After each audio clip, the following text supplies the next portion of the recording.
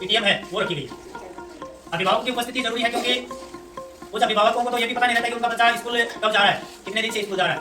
और कुछ बच्चे ऐसे हैं, जैसे अपने लगभग 200 बच्चे हैं, उनमें 5-7 बच्चे ऐसे हैं जिनके विद्यालय में नियमित रूप से विद्यालय नहीं आते।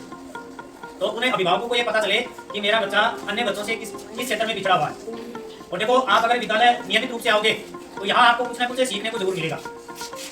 एक चीज है कि 2 चीजें जरूरी है, एक तो आपका नियमित रूप से विद्यालय में आना और एक अनुशासन। अगर ये 2 चीजें आपकी बनी रहेंगी तो आप कुछ ना कुछ जरूर सीखोगे। आप पढ़ाई के क्षेत्र में कमजोर हो सकते हो, लेकिन और दूसरे क्षेत्र में आप अग्रणी भूमिका निभा सकते हो। खेल में यहाँ पर जैसे ये तो सुबह परेड के अंदर बच्चों को बुलाते हैं प्रत्येक क्लास से, तो उसका उद्देश्य भी यही है कि आपको तो बोलने की तो झिझक है, कुछ बच्चे यहाँ आने से करते थे, लेकिन अब इस प्रकार से कंपटीशन बना हुआ है तो पेरेंट्स से उनके खुद के कॉल आपके सर के पास है, इस तरह हमारे बच्चे का टर्न नहीं आया। तो ये एक बहुत अच्छी पहल है और यहीं से आप सीखोगे, आपका स्टेज है। और जिस बच्चे ने यहाँ बोलना सीख लिया तो वो धीरे धीरे उन्नति करता रहे। तो इसलिए इस प्रकार का जो भी कोई कार्यक्रम होता है विद्यालय के अंदर, तो उस कार्यक्रम में आप बढ़ चढ़कर हिस्सा लिया करो। हर कार्यक्रम में बोलो कुछ भी, ठीक है ना। अब हम बात करते हैं राष्ट्रीय एकता दिवस की, और ये क्यों मनाया जाता है, इसके पीछे क्या कारण है। तो राष्ट्रीय एकता दिवस की शुरुआत 2014 से हुई। कब से हुई? 2014। सरदार वल्लभ भाई पटेल जो कि भारत के प्रथम गृह मंत्री थे और उप प्रधानमंत्री भी थे, इनके जन्म दिवस के उपलक्ष्य पर प्रतिवर्ष 21 अक्टूबर को राष्ट्रीय एकता दिवस मनाया जाता है। सरदार वल्लभ भाई पटेल का जन्म 21 अक्टूबर 1875 को गुजरात में हुआ, ठीक है ना। और ये वकील थे, एक बहुत अच्छे जाने पहचाने पूरे देश में। इन्होंने आजादी से पहले और आजादी के बाद भारत को एकजुट रखने में महत्वपूर्ण भूमिका निभाई। किसी भी चीज को बिखेरना आसान है, लेकिन उसको जोड़ के रखना बहुत मुश्किल है। जब भारत आजाद हुआ उस समय लगभग 575 के लगभग रियासतें थी। रियासतें मतलब उसका अलग अलग क्षेत्र बटा हुआ था कि इस क्षेत्र का नियम अलग है, इसका अलग है। उन्हें रियासतों को इन्होंने प्रत्येक उस व्यक्ति के पास गए जहाँ जो उनका मुखिया था उस रियासत का, और उनसे बातें की, उनको अपने फेवर में लिया और 575 लोगों को एकजुट करने का काम किया। अगर हमें कोई दिया जाए कि आपको 10 व्यक्तियों को एक करना है, सबके विचार अलग अलग है, प्रत्येक व्यक्ति का विचार अलग अलग होता है, लेकिन उनको एकजुट करना ये बड़ा मुश्किल का काम है। और ये क्या हमारे जो प्रथम गृह मंत्री थे सरदार वल्लभ भाई पटेल, एकता का काम किया, पूरे देश को एक करने का काम किया। तो इस प्रकार इन्होंने अपनी महत्वपूर्ण भूमिका निभाई पूरे देश को एक करने। और आज हम देख रहे हैं हमारा जो पूरा भारतवर्ष है वो जम्मू कश्मीर से लेकर कन्याकुमारी तक एकजुट है। एक भाषाएं अलग अलग है, खान पान अलग अलग है, पहनावा अलग अलग है, लेकिन हम सब एक। और इसका जो शरीर है वो हमारे प्रथम गृह मंत्री सरदार वल्लभ भाई पटेल। और मैं बड़े विस्तारपूर्वक आपको आज के इस आयोजन के बारे में बताया और जिन महापुरुष की जो बर्थडे एनिवर्सरी हम सेलिब्रेट कर रहे हैं उनके बारे में विस्तारपूर्वक आपको बताया। निश्चित रूप से ये बातें हैं वो आपके जीवन में बहुत काम आने वाली है और आप इन बातों को अपने जीवन में उतारेंगे और उसके अनुरूप चलेंगे। जिस तरीके से आपको सारे टीचर्स रास्ता दिखाने का काम करते हैं, वही रास्ता दिखाने का काम आज के इस आयोजन में हमारे सम्मानीय श्री शांति सर ने किया है और आपसे मेरी अपेक्षा है कि आप ये बातें अपने जीवन में उतारें। अब मैं उन बच्चों से अनुरोध करूंगा जो आज के इस आयोजन में पहुंचकर आपको काम सुनेंगे।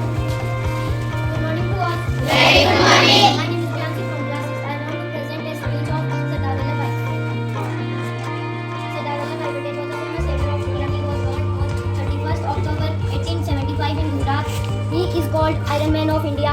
Patel helped India gain freedom of British rule. After freedom, he united 500 states into India. Sardar Patel worked hard on strong India. His birthday is celebrated on National Unity Day. Thank you.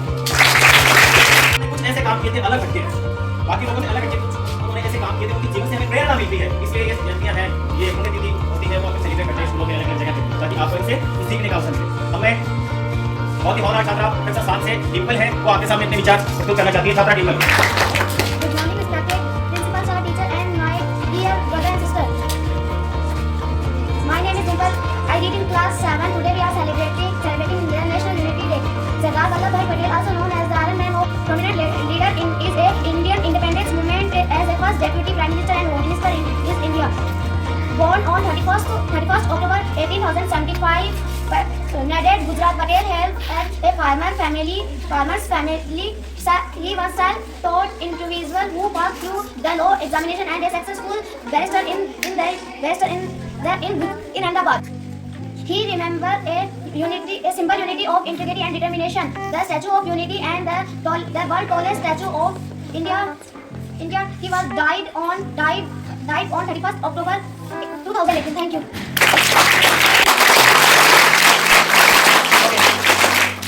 दर्शाते हुए English में अपना speech present किया आपके सामने। एक बार जोरदार तालियों यूनिटी इन स्ट्रेंथ आपने सीखा होगा, संगठन में ही शक्ति है। अपने विचारों को इस बच्चे ने बखूबी आपके सामने पेश किया है। 6th क्लास में से कोई और बच्चा जो अपने विचार प्रस्तुत करना चाहते हैं, एक बार इंद्रजीत और मजेश के लिए जोरदार तालियां। Good morning to all. Good morning. My name is Indrajit and my name is Lokesh. We are presenting on Sardar Vallabh Bhai Patel जयंती। आदरणीय प्रधानाचार्य महोदय, सम्मानित शिक्षक एवं प्यारे भाई बहनों, आज 21 अक्टूबर 2025 को संपूर्ण भारतवर्ष में सरदार वल्लभ भाई पटेल के जन्म दिवस को एकता दिवस के रूप में मनाया जाता है, जिसे हम राष्ट्रीय एकता दिवस के रूप में जानते हैं। पटेल जिन्हें भारत के लोग के रूप में जाना जाता है, भारत को एकजुट करने में महत्वपूर्ण भूमिका निभाई। उस समय भारत विभिन्न रियासतों में बटा हुआ था। एक करने के लिए सरदार वल्लभ भाई पटेल ने महत्वपूर्ण भूमिका निभाई। सरदार वल्लभ भाई पटेल भारत के पहले प्रधानमंत्री एवं गृहमंत्री थे। Thank you. नेक्स्ट से खबर नेक्स्ट आपके मध्य आ रहा है और अपने भाव या विचार है वो आपके मध्य प्रस्तुत करना चाह रहा है। नेक्स्ट कक्षा 5 जोरदार तालियां। Good morning school, my name is Natasha. Sardar Vallabh Bhai Patel Bharat के महान व्यक्ति थे। उनका जन्म 31 अक्टूबर 1875 को गुजरात नडियाद में हुआ था। उन्हें भारत को लोकरत्न भी कहा जाता है। उनके पिता का नाम जावेद भाई पटेल और माता का नाम रानी भाई पटेल था। उन्हें भारत के सुरक्षा करने में महत्वपूर्ण भूमिका निभाई। उन्होंने देश की एकता के लिए बहुत सारे कार्य किए। वह भारत के पहले गृह मंत्री बने थे। उनका जन्मदिन को हर साल राष्ट्रीय एकता दिवस के रूप में मनाया जाता है। उनकी मृत्यु संख्या के बाद में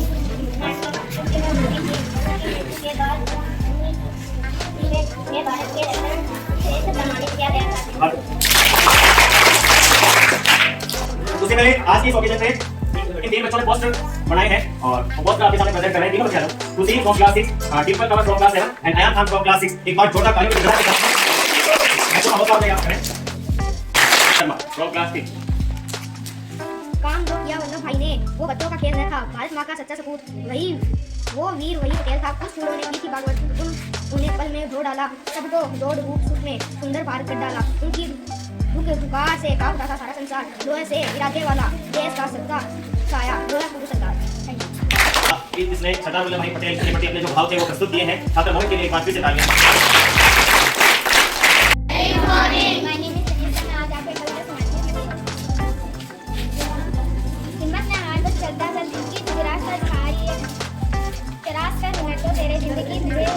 कामयाब बना रही है जो है चेहरे की पहचान में वो आईना दिखा रही है। हर रात के बाद सुबह होगी, यह बात तुझे समझा रही जिंदगी है नाम तेरे जीना तुझे दिखा रही। बहुत ही अच्छी तरीके से ये कार्यक्रम चल रहा है और अपने हर कार्यक्रम में हमें सानिध्य मिलता है आदरणीय नंदलाल जी गुरु जी का। और आज भी हमारे मध्य वो उपस्थित है। एक बार जोरदार तालियों की गड़गड़ाहट के साथ स्वागत किया जाए। दादा जी अपने हैं, आपका भी विद्यालय परिवार हार्दिक स्वागत करता है।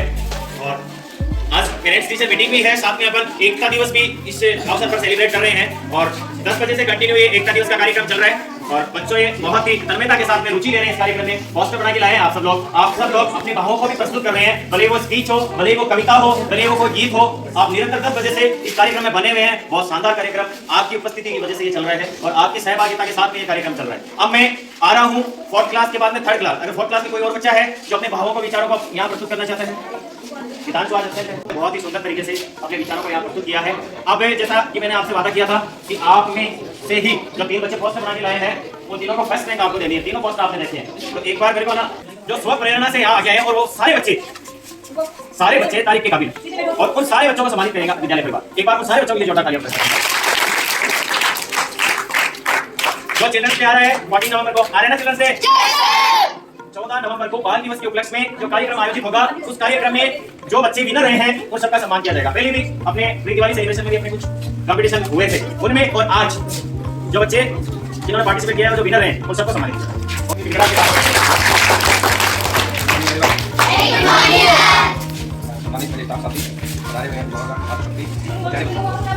आपको वैसे तो जो आज का कार्यक्रम है, एक तो जो गवर्नमेंट के द्वारा एकता दिवस के अवसर पर मेगा पीटीएम का आयोजन किया गया है कथक से रिलेटेड। आपको श्रीराम जी ने बहुत कुछ बता दिया है, के बारे में भी बता दिया और जो आज की मेगा पीटीएम है वो उसका उद्देश्य क्या है आज वो भी आपको ऐसे बता दिया है।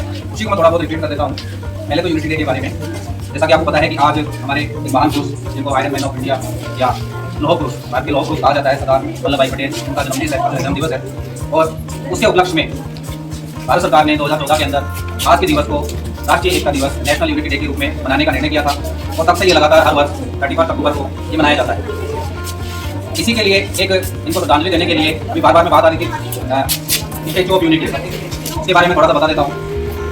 सरदार सरोवर बांध है नर्मदा नदी के पास में और गुजरात के अंदर, वहाँ पर एक स्टेचू बनाया गया था जिसको हम कहते हैं स्टेचू ऑफ यूनिटी, एकता की प्रतिमा। और वो वर्ल्ड की सबसे ऊंची प्रतिमा है, वर्ल्ड की सबसे ऊंची प्रतिमा है। उसकी जो हाइट है वो 182 मीटर, 182 मीटर, 597 फीट। वर्ल्ड में इतनी ऊंची प्रतिमा कोई भी नहीं है, जो बनाई गई है ब्रॉन्ज के द्वारा, स्टील के द्वारा और कॉन्क्रीट से। ब्रॉन्ज उसमें इस्तेमाल किया गया था, स्टील उसमें इस्तेमाल किया गया था और कॉन्क्रीट। तो बनाने में उसको लगे थे 4 वर्ष। उसको कितने वर्ष लगे थे? 4 वर्ष लगे थे। और इसका जो गठन किया गया था, इनॉग्रेशन किया गया था, वो 31 अक्टूबर को ही, लेकिन आज से 7 साल पहले यानी 2018 के अंदर 31 अक्टूबर 2018 के अंदर इसका इनॉग्रेशन किया गया था। स्टेचू ऑफ यूनिटी हो गई। और इनको आज के दिवस को एकता दिवस के रूप में इसीलिए मनाते हैं कि जैसे श्री राम जी ने बताया था कि हमारा जो देश था आज़ादी के टाइम पर रियासतों में बटा हुआ था और उन रियासतों को सबको मिला करके हमें एक भारत का निर्माण करना था जो केवल एक संघ बने, एक यूनियन बने। तो उसके लिए जो काम किया था वो महत्वपूर्ण काम किसके द्वारा किया गया था? सरदार वल्लभ भाई पटेल के द्वारा। इसीलिए इनके जन्म दिवस को हम राष्ट्रीय एकता दिवस के रूप में मनाते हैं। सेकंड जो बात हुई आज की मेगा पीटीएम के बारे में, तो इसका जो मेन उद्देश्य है कि अभी हमारा एक प्रखर प्रोग्राम चल रहा है। अभी हमारा जो एक प्रखर प्रोग्राम चल रहा है फ्लुएंट हिंदी स्पीकिंग और रीडिंग के लिए, जिसका आपका AI के माध्यम से जो AI ऐप है हमारा शिक्षक शाला दर्पण शिक्षक ऐप है, उसके द्वारा आपका मूल्यांकन किया गया था। और जैसे 6th क्लास में हिंदी मैंने लिया था तो उसके अंदर कुछ मैटर आया था हिंदी का ही, कोई पैराग्राफ या कोई कहानी इस तरह का, तो उसको बच्चा क्या करता है? पढ़ता है। वो AI जो ऐप है वो सारा कुछ कवर करता है। उसमें बच्चे की फ्लुएंसी कितनी है, मतलब कितने अच्छे ढंग से वो पढ़ पा रहा है, उसकी स्पीड क्या है, कितना टाइम वो एक वर्ड को समझने में और बोलने में वो ले रहा है, कितनी उसकी एक्यूरेसी है, कितनी उसकी शुद्धता है कि वो ठीक ढंग से उसको बोल पा रहा है, क्या कोई एक्स्ट्रा, यानी अगर हम किसी से पढ़वाते हैं तो हम इतना उस पर ध्यान नहीं दे पाते जितना वो ऐप उसको आपकी वॉइस को रिकॉर्ड करता है। रिकॉर्ड के बाद में वो उसका रिजल्ट जारी करता है। उसके बाद में आपको बताया था कि उसका रिजल्ट आ चुका है और मोर देन 90% बच्चों का बहुत अच्छा रिजल्ट आया था, क्योंकि हमारे जो बच्चे हैं वो हिंदी बोलने में या हिंदी पढ़ने के अंदर बहुत अच्छे हैं। एक दो बच्चों का थोड़ा सा वो है, लेकिन वो भी ठीक है, हमको मेहनत करनी होगी। इसके लिए आपको क्या करना होता है कि आपको जो भी कुछ मैटर मिलता है कहीं भी, पढ़ने की आदत हमें हमेशा डालनी चाहिए। हमारे सिलेबस के अलावा भी अगर आपको कुछ भी मिलता है, चाहे आपको वो न्यूज़पेपर के रूप में मिले कहीं भी, चाहे आपको कोई कविता की बुक मिले, कोई कहानी की बुक मिले, तो आपको उसको पढ़ने की आदत डालनी चाहिए, चाहे वो हिंदी की हो चाहे इंग्लिश की हो। अगर आप उसको आदत डालोगे कि आपको कोई भी एक मैटर मिला, एक पेज का कोई मैटर मिला, आपको उसको पढ़ना चाहिए। एक तो आपका उससे क्या होता है, नॉलेज बढ़ेगा कि उसके अंदर क्या मैटर है, तो एक आपको जो पढ़ने की आदत आएगी, आपकी फ्लुएंसी आएगी, आपका करेक्टनेस जो है ना वो बढ़ेगा उसके अंदर, कि आप शब्दों को कितना अच्छी तरह से बोल पाते हो, वो चीज़ आपकी बढ़ेगी। यही काम हिंदी में है तो वही सेम काम आप इंग्लिश में कर सकते हो। इंग्लिश में कोई भी आपको बुक मिलती है, कोई कहानी की बुक मिले, चाहे कोई पोएम की बुक मिले, चाहे आपका न्यूज़पेपर कोई इंग्लिश का आपको मिले, आपको उसको पढ़ना चाहिए। आप अलग पढ़ो कोई समस्या नहीं है, धीरे धीरे करके तो बढ़ो, आप पढ़ोगे ना तो धीरे धीरे उसको सीख जाओगे। इसी तरह से फ्लुएंसी उसमें आती है। इस चीज़ की हमें हमेशा ध्यान रखना है, हमें मेहनत करनी है और जो भी कुछ पढ़ने का मिले ना आदत ये डालनी है, हमें पढ़ना चाहिए किसी भी चीज़ को। ये नहीं कि बस ये लिया तो हमें इसका कोई मतलब नहीं है, ये हमारे सिलेबस से रिलेटेड नहीं है, नहीं, हमें पढ़ना चाहिए उसको, ताकि आपका उससे ज्ञानवर्धन तो होगा ही होगा, आपकी नॉलेज तो बढ़ेगी, साथ में आपकी फ्लुएंसी बढ़ेगी, बोलने की आपकी वर्ड पावर है ना वो उससे बढ़ेगी। ठीक है, थैंक यू। सर ने आपको बहुत ही शानदार तरीके से और बहुत ही डिटेल में आज की इस आयोजन के बारे में बताया है। प्रखर राजस्थान 2.0 बहुत ही डिटेल में आपको समझाया गया है और कैसे आपको पठन अभ्यास करना है, बोले कि वो फ्रीक्वेंसी के साथ में, फ्लुएंसी के साथ में, वो इंग्लिश की बात हो या इंग्लिश की बात, वो हिंदी की बात, दोनों भाषाओं को आप द्रुत गति से किस तरह उतार चढ़ाव से पढ़ें। और वो जो कार्यक्रम चल रहा है AI ऐप के माध्यम से, उसके बारे में डिटेलिंग में बताया सर ने। एक बार फिर से जोरदार तालियों द्वारा आज के इस कार्यक्रम का हम समापन करेंगे एक शपथ के द्वारा। के साथ बुलाना चाहिए सिंह जी से शपथ। संबंध में बताना चाहिए शिक्षकगण, शिक्षिकाएं, मातृशक्ति, छात्र छात्राओं, ये जो आज का राष्ट्रीय एकता के रूप में मनाया जा रहा है, हाँ, तो राष्ट्रीय एकता के रूप में ये जो पर्व मनाया जा रहा है, विशेषकर सरदार वल्लभ भाई पटेल उनका जो राष्ट्र की एकता में योगदान रहा है, उनको लेकर के और ये मनाया जा रहा है। क्योंकि उन्होंने एकीकरण तो करना पड़े, तो क्या था, पूरा भारत अपना जो था ना वो रियासतों में बंटा हुआ था, राजाओं का राज था, अलग अलग रियासतें थी। और फिर अंग्रेजों ने अपने ऊपर शासन किया, अंग्रेज यहाँ से गए भारत छोड़ते थे, तो उन्होंने राजाओं को स्वतंत्र कर दिया कि आप चाहो तो भारत में मिलो, आप चाहो तो पाकिस्तान में मिलो, आप चाहो तो स्वतंत्र रहो। अब अगर ऐसा हो जाता तो भारत के अंदर पता नहीं कितने देश बन जाते, कितने अपने पड़ोसी देश बनते, बीच बीच में छोटे छोटे देश बन जाते। तो सरदार वल्लभ भाई पटेल और भारत सचिव वी.पी. मेनन, इन दोनों को ये काम सौंपा गया राजाओं को मनाना। कैसे भी राजाओं के बाद उनको मना करके देश में अपनी रियासतों का त्याग करना, अपने जो भी संसाधन थे, संपत्तियां थी, उन सब का त्याग करना, भारत देश को सौंपना, अपनी सेना, अपना खजाना, हर चीज़। तो ज़्यादातर रियासतें जो थी वो मान रही थी इस बात को कि अपना भारत देश है और अपन एक राष्ट्र के रूप में संगठित रहेंगे तो मजबूत रहेंगे, इसलिए उन्होंने अपना पहले से त्याग कर दिया। कुछ रियासतें थी, कुछ राजा, कुछ नवाब, वो नहीं माने, तो सरदार वल्लभ भाई पटेल उनके पास गए, उनको समझाया, बुझाया और समझाने बुझाने से उन्होंने भारत देश में अपना विलय कर दिया अपनी रियासतों का। वो तीन रही रियासतें, तो उनको फिर सेना के बल से, पुलिस के बल से रियासतों को भारत में मिला दिया। तो मतलब इतना बड़ा पेचीदा काम था, उसको सरदार वल्लभ भाई पटेल ने अपनी बुद्धि से, अपने दिमाग से हल करके, बहुत बड़ी समस्या को हल करके और भारत देश को एक किया। संगठित किया, एकीकरण किया, इसलिए राष्ट्रीय एकता के रूप में हम मनाते हैं, पास करेंगे। अब राष्ट्र की एकता में सरदार वल्लभ भाई पटेल ने जो योगदान दिया था वो दे गए, वो तो चले गए। अब अपनी भी कुछ ड्यूटी बनती है कि उस एकता को हम कैसे बनाए रख सकते हैं, संगठित कैसे रख सकते हैं, कैसे हम एक रख सकते हैं। क्योंकि भारत में कई प्रकार की विभाजनकारी शक्तियाँ जो है ना वो चलती है, धर्म को लेकर के भी है, जातियाँ है, भाषा है, इनको लेकर के ये कुछ एक चीज़ें हैं जिससे बीच बीच में इनमें बिखराव आने की संभावना रहती है। तो हमें इन चीज़ों से ऊपर रहना, हमेशा धर्म से भी ऊपर रहना, जाति से ऊपर रहना, लालच से भी ऊपर रहना। क्योंकि ये कुछ लोग लालच में आकर के ये तो आतंकवादी गतिविधियों में शामिल हो जाते हैं, लोग पैसों के लिए लालच में आ जाते हैं। वो इन चीज़ों से ऊपर रह करके देश अपना सर्वोपरि है, भारत राष्ट्र अपना प्रथम सर्वोपरि है, अपने बाकी के स्वार्थ उसके बाद में है, अपना धर्म उसके बाद में है, अपनी जाति उसके बाद में है, अपना लालच उसके बाद में है, अपनी दृष्टि उसके बाद में, पर अपना काम अपने राष्ट्र की एकता और अखंडता को बनाए रखना, उसमें सहयोग करना। तो इस रूप में आप भविष्य में, क्योंकि आप बड़े होंगे, आप बड़े अच्छे नागरिक बनेंगे, पढ़ लिख करके देश में योगदान करेंगे, आपका रहेगा, तो हमेशा इस बात को आप हमेशा ध्यान में रखेंगे। अब पढ़ाई जो है ना, विशेषकर आपकी कैसी क्या चल रही है, हमारी नज़र में तो ये पढ़ाई आपकी अच्छी चल रही होगी, क्योंकि विद्वान लोग हैं सब, सारी की सारी जो टीचर्स शिक्षिकाएं जो आई है सब विद्वान है, समय पर बढ़िया स्कूल लग रही है, होमवर्क भी आपको मिल रहा है, अनुशासन भी ठीक बना करके रखते हैं। तो आप इनका सहयोग करें पूरा, इनका भी नाम करें। आप पढ़ाई में होशियार होंगे तो आपका भविष्य तो बनेगा ही, अपने गुरुजनों का भी नाम होगा कि उन्होंने उस समय उन्होंने पढ़ाया था, हमारे गुरुजी वो थे, तो आज मैं कामयाब हुआ, इसमें कुछ बन सका। तो इसलिए शुरू से आप धीरे धीरे धीरे धीरे लगा करो, उसमें पढ़ता रहा करो, किताब पढ़ो, ये जोड़ा भी लिखा हुआ होता है इनको भी पढ़ने की कोशिश करो। जहाँ कहीं आप जाते हो बस में लिखा हुआ उसको भी पढ़ने की कोशिश करो, इंग्लिश में पढ़ना लिखा हुआ उसको पढ़ो, हिंदी में लिखा हुआ उसको पढ़ो। तो ऐसे धीरे धीरे धीरे धीरे धीरे धीरे हमारे वाक्य में शुद्धता आएगी, अंग्रेजी बोलना भी सीख जाएंगे, हिंदी बोलना भी सीख लेंगे, आप और लिखना भी सीख लेंगे। ये देखा करो, पढ़ा करो, बुक में अखबार में वजह से जैसे बताया है ना आपको, ये कोई गलतियाँ होती है तो होने दो, सुधार अपने आप होता जाएगा, आप पढ़ते रहो बस। गुरु जी ना सुधार करने के लिए आप चमकाया करो, ये बोलने पढ़ने के लिए आपको पढ़ा करते हो, आप पढ़ा करो, सड़ासड़ पढ़ा करो, और जो भी ऐसी आएगी वो अपना ठीक करेंगे, ये बताएंगे आपको भी बेटा इसको ऐसे पढ़ते हैं। ठीक है, आशीर्वाद, गुरु जी के ज्ञान का और जो गुरु जी के पास जो अनुभव था वो हमें निरंतर रूप से मिलता रहता है। हर आयोजन पे आप आते हैं, पढ़ाते हैं, और आपके पास जो भी अनुभव है, ज्ञान है, उसका लाभ हमें मिलता रहता है। और हमें आशा है कि ऐसे ही आपका आशीर्वाद हमें आगे भी मिलता रहेगा और इन बच्चों पे आपका स्नेह है वो हमेशा बना रहेगा। गुरु जी ने जो भी आपको बातें बताई है निश्चित रूप से लंबे समय तक ये अध्यापन से जुड़े हुए हैं और इनके पास बहुत ही लंबा अनुभव है, और आपसे मेरी अपेक्षा रहेगी कि जो भी बातें आपको गुरु जी ने बताई है वो आप अपने जीवन में उतारेंगे और फलीभूत करके हमें दिखाएंगे इन बातों को। और ऐसे आयोजन इसीलिए किए जाते हैं, इन आयोजन की सार्थकता तभी होगी जब इन बातों को आप अपने जीवन में उतारेंगे और कुछ ऐसा ही करके दिखाएंगे जो महान पुरुष आपके सामने करके गए हैं, जिनकी जन्म जयंती हम मनाते हैं, और ऐसे आयोजन हम समय समय पर करते रहते हैं। वैसे देखा जाए तो मर्यादा पुरुषोत्तम के रूप में भगवान राम को जाना जाता है, और मैं उस दौर में अगर तुलना करूं तो सरदार वल्लभ भाई पटेल की मैं राम जी के चरित्र से भी तुलना कर सकता हूं। सबसे अच्छा चरित्र माना जाता है तो मर्यादा पुरुषोत्तम श्री राम जी का माना जाता है। जब युवावस्था में श्री रामचंद्र जी थे तो जो राज्य की बागडोर थी उसको संभालने का जो कार्य था वो दशरथ जी अब राम जी को देना चाह रहे थे कि राजा अब रामचंद्र जी को बना दिया जाए। और आपने वो प्रसंग सबने सुना होगा, रामायण में देखा भी होगा, किस तरह से मंथरा ने केकई के कान भरे और किस तरह से वनवास हुआ और किस तरह से उन्होंने अपने पिता की आज्ञा से राज्य का मोह छोड़ के वो वनवास की तरफ गए। अब हो सकता था उस टाइम वो मना कर सकते थे ना, बड़े आदर के साथ बोल सकते थे कि बड़े मैं आदर के साथ बोल सकता हूँ कि पिताजी मैं ही राजा बनूंगा, बोल सकते थे ना। लेकिन उन्होंने अपनी जो मर्यादाएं थी, अपने जो परिवार के संस्कार थे और अपने जो रीति चली आ रही थी रघुकुल की, उसका पालन किया और अपने पिता की आज्ञा का पालन करते हुए वन में गए। ठीक आ जाओ लौट जाओ 1946 कांग्रेस में परंपरा ये रही थी, 1940 के बाद में कोई अध्यक्ष बना नहीं था क्योंकि दूसरा विश्व युद्ध प्लस भारत छोड़ो आंदोलन। अब ये निश्चित था जो कांग्रेस का अध्यक्ष बनेगा वो ही भारत का प्रधानमंत्री बन सकता है। और उस टाइम इलेक्शन होने थे, उस टाइम जो अपनी पीसीसी चलती है ना कांग्रेस की पीसीसी प्रांतीय समितियों ने 15 में से 12 ने सरदार वल्लभ भाई पटेल का नाम सुझाया था। 15 में से 12 ने, और 3 ने सुझाया नहीं, 3 ने, और कुछ सुझाव कमेटियों द्वारा मिले थे जिसमें जवाहरलाल नेहरू भी थे और भी प्रतिष्ठित थे। ठीक है, गांधी जी तो इस रेस में थे ही नहीं, गांधी जी साइड में थे।